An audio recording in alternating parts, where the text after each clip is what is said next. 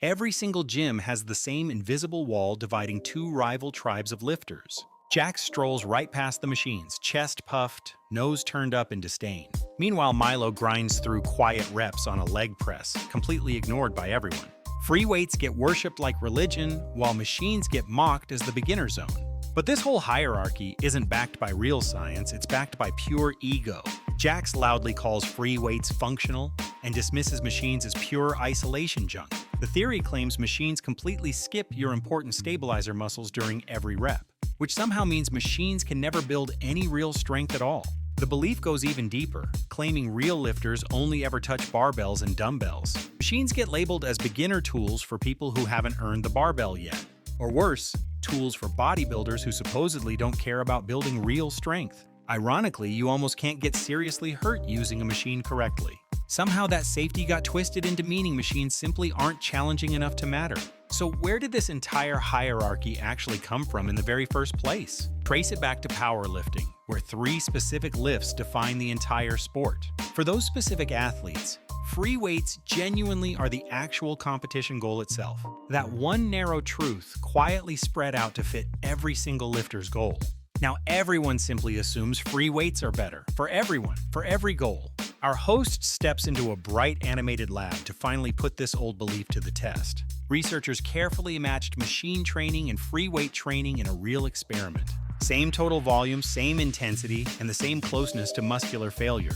The result across multiple separate studies was strikingly similar muscle growth overall. Your muscle fibers simply don't know or care if tension comes from a barbell. They only respond to tension, total volume, and how honest your effort is. Point for point, the machines are junk myth simply falls apart under scrutiny. But free weights do win clearly in one very specific and important area. Compound lifts force dozens of small stabilizer muscles to fire together at once. A single heavy squat demands your ankles, core, and shoulders coordinate instantly together. That deep coordination builds a skill that simply no machine can fully replicate. If your goal is squat, bench, or deadlift strength, free weights matter the most. Athletes chasing specific sport performance need that exact same free weight movement transfer. Now it's finally the machine's turn to prove its own real advantage. Machines let you isolate a single muscle without balance ever getting in the way.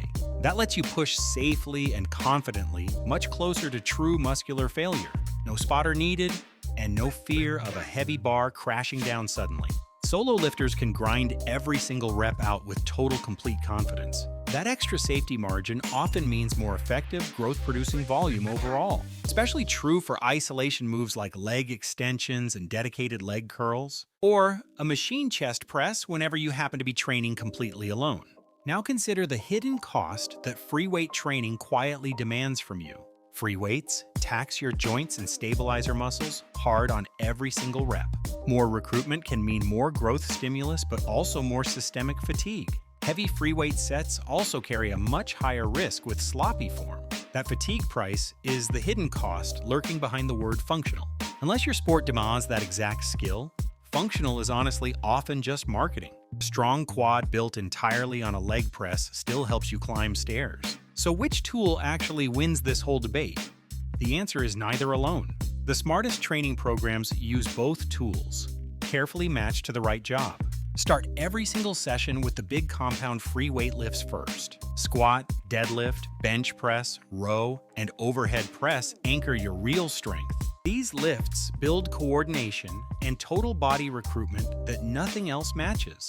Then shift your focus to machines for targeted accessory and isolation work. Leg press, leg extension, leg curl, and chest press build focused, targeted volume.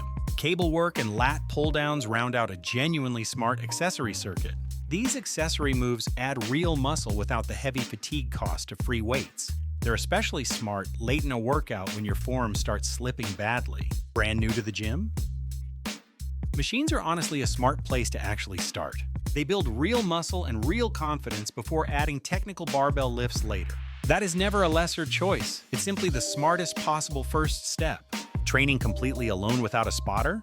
Lean much harder on the machines. Use the leg press instead of squatting all the way to true failure. Or a machine chest press instead of risking a heavy, unsupervised solo bench.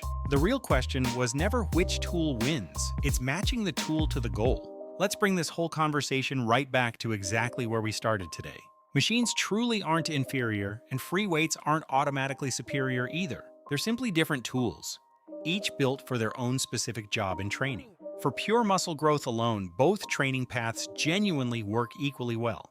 But for strength and skill in specific lifts, free weights matter far more. So next time you strut proudly past the machine straight toward the squat rack, remember, the person on the leg press might be building just as much muscle. So which do you personally use more, machines or free weights? Tell me below. Drop a comment right now, and let's settle this debate together as a community. If this video changed how you train, hit subscribe for more science breakdowns. Next time, we're breaking down the surprising truth behind training all the way to failure.